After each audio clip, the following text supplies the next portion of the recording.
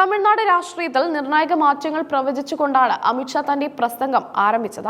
2026 ഏപ്രിലിൽ തമിഴ്നാട്ടിൽ NDA സർക്കാർ അധികാരത്തിൽ വരുമെന്നും പശ്ചിമ ബംഗാളിലും തമിഴ്നാട്ടിലും BJP വിജയക്കൊടി പാറിക്കുമെന്നും അദ്ദേഹം ആത്മവിശ്വാസം പ്രകടിപ്പിച്ചു. തമിഴ്നാട്ടിലെ ജനങ്ങൾ അഴിമതിയിൽ മടുത്തിരിക്കുകയാണെന്നും മാറ്റത്തിന് ആഗ്രഹിക്കുന്നുണ്ടെന്നും അദ്ദേഹം പറഞ്ഞു. തമിഴ്നാട്ടിലെ ക്രമസമാധാന നില പൂർണ്ണമായും തകർന്നിരിക്കുകയാണെന്ന് അമിത്ഷാ ആരോപിച്ചു. സ്റ്റാലിന്റെ ഭരണത്തിന് കീഴിൽ സ്ത്രീകൾക്കും പെൺമക്കൾക്കും യാതൊരു സുരക്ഷയുമില്ല. ഭരണകൂടം ജനങ്ങളുടെ സുരക്ഷ ഉറപ്പാക്കുന്നതിന് പകരം സ്വന്തം കുടുംബത്തിന്റെ ക്ഷേമത്തിനാണ് മുൻഗണന നൽകുന്നതെന്നും അദ്ദേഹം കുറ്റപ്പെടുത്തി. പ്രസംഗത്തിലുടനീളം സ്റ്റാലിന്റെ ഹിന്ദു വിരുദ്ധ നിലപാടുകളെയാണ് അമിത്ഷാ പ്രധാനമായും ലക്ഷ്യം വെച്ചത്. തമിഴ്നാട്ടിൽ ഹിന്ദുക്കളുടെ ഭരണഘടനാപരമായ അവകാശങ്ങൾ കവർന്നെടുക്കുകയാണെന്ന് അദ്ദേഹം പറഞ്ഞു. ഹിന്ദു വിശ്വാസികൾക്കും ആചാരങ്ങൾക്കും നേരെ സർക്കാർ നിരന്തരമായ ആക്രമണമാണ് അഴിച്ചുവിടുന്നതെന്നും അദ്ദേഹം ആരോപിച്ചു. അയോധ്യയിലെ രാമക്ഷേത്രത്തിന്റെ ഭൂമി പൂജ നടന്ന സമയത്ത് തമിഴ്നാട്ടിൽ അപ്രഖ്യാപിത കർഫ്യൂ ഏർപ്പെടുത്തിയത് അമിത്ഷാ ചൂണ്ടിക്കാട്ടി. ഒരു സ്വതന്ത്ര രാഷ്ട്രീയത്തിൽ വിശ്വാസികൾക്ക് അവരുടെ ആരാധനാലയത്തിന്റെ ആഘോഷങ്ങളിൽ പങ്കുചേരാൻ അനുമതി നിഷേധിക്കുന്നത് ഭരണഘടനാ വിരുദ്ധമാണെന്ന് അദ്ദേഹം ഓർമ്മിപ്പിച്ചു. സനാതന ധർമ്മത്തെ ഡെങ്കിപ്പനിയോടും മലേറിയയോടും താരതമ്യം ചെയ്ത DMK നേതാക്കളുടെ പരാമർശത്തെ അദ്ദേഹം കഠിനമായി വിമർശിച്ചു. ഇത്തരം പ്രസ്താവനകൾ ഹിന്ദു സമൂഹത്തെ അപമാനിക്കാനാണെന്നും വിശ്വാസികളെ വേദനിപ്പിക്കാൻ സ്റ്റാലിൻ മനഃപൂർവ്വം ശ്രമിക്കുകയാണെന്നും അമിത്ഷാ പറഞ്ഞു.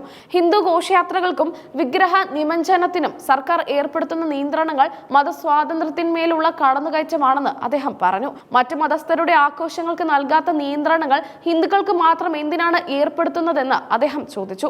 സ്റ്റാലിൻ സർക്കാർ അഴിമതിയുടെ പര്യായമാണെന്നായിരുന്നു മറ്റൊരു പ്രധാന ആരോപണം. DMKയുടെ ഭരണം വെറും ഒരു കുടുംബത്തിന്റെ നിലനിൽപ്പിന് വേണ്ടിയുള്ളതാണ്. കരുണാനിധിയിൽ തുടങ്ങി സ്റ്റാലിൻ എത്തി നിൽക്കുന്ന ഈ കുടുംബവാഴ്ച ഉദയനിധി സ്റ്റാലിനിലേക്ക് കൂടി വ്യാപിപ്പിക്കാനാണ് മുഖ്യമന്ത്രി ശ്രമിക്കുന്നത്.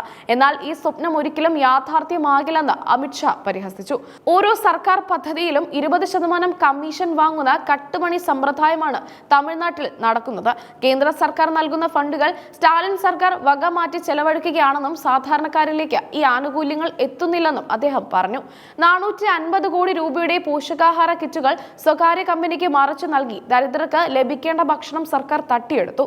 മണൽ ഖനനത്തിലും മദ്യവിൽപ്പനയിലും കോടിക്കണക്കിന് രൂപയുടെ അഴിമതിയാണ് നടക്കുന്നത്. മിക്ക DMK മന്ത്രിമാരും അഴിമതി കേസുകളിൽ അന്വേഷണം നേരിടുന്നവരാണെന്നും അമിത്ഷാ ഓർമ്മിപ്പിച്ചു.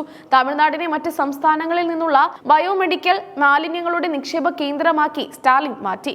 പുണ്യനദികളിലേക്ക് ഇത്തരം മാലിന്യങ്ങൾ തള്ളുന്നതിലൂടെ തമിഴ്നാടിന്റെ പ്രകൃതിയെയും സംസ്കാരത്തെയും സ്റ്റാലിൻ നശിപ്പിക്കുകയാണെന്ന് അദ്ദേഹം കുറ്റപ്പെടുത്തി. BJP തമിഴ് വിരുദ്ധരാണെന്ന DMKയുടെ പ്രചരണം കള്ളമാണെന്ന് അമിത്ഷാ പറഞ്ഞു. തമിഴ് ഭാഷയും സംസ്കാരത്തെയും ലോകമെമ്പാടും എത്തിക്കാൻ പ്രധാനമന്ത്രി നരേന്ദ്രമോദി നടത്തിയ ശ്രമങ്ങൾ അദ്ദേഹം എടുത്തു പറഞ്ഞു. സെൻഗോൾ പാർലമെന്റിൽ സ്ഥാപിച്ചതും കാശി തമിഴ് സംഗമം നടത്തിയതും ഇതിന് ഉദാഹരണമാണ്. തമിഴ് സ്വദേശിയായ CP രാധാകൃഷ്ണനെ മഹാരാഷ്ട്ര ഗവർണറായി നിയമിച്ചതും തമിഴ് ജനതയോടുള്ള കേന്ദ്രത്തിന്റെ ആദരവാണെന്ന് അദ്ദേഹം പറഞ്ഞു. തമിഴ്നാടിന് കഴിഞ്ഞ 10 വർഷത്തിനിടെ കേന്ദ്രം അനുവദിച്ച തുക UPA കാലത്തേക്കാൾ 10 മടങ്ങ് വർദ്ധിച്ചതായും അദ്ദേഹം കണക്കുകൾ നിരത്തി വ്യക്തമാക്കി.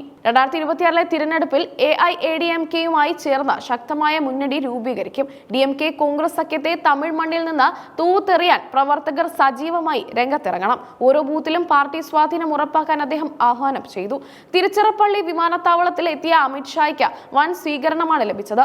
സന്ദർശനത്തിന്റെ ഭാഗമായി തിരുച്ചിറപ്പള്ളിയിലും പുതുക്കോട്ടയിലുമായി വിവിധ പാർട്ടി പരിപാടികളിൽ അദ്ദേഹം പങ്കെടുത്തു. 2026 ഏപ്രിൽ മാസത്തോടെ തമിഴ്നാട് രാഷ്ട്രീയത്തിൽ ഒരു പുതിയ സൂര്യോദയം ഉണ്ടാകുമെന്നും അത് NDA സർക്കാർ ആയിരിക്കുമെന്നും പറഞ്ഞാണ് അദ്ദേഹം പ്രസംഗം അവസാനിപ്പിച്ചത്.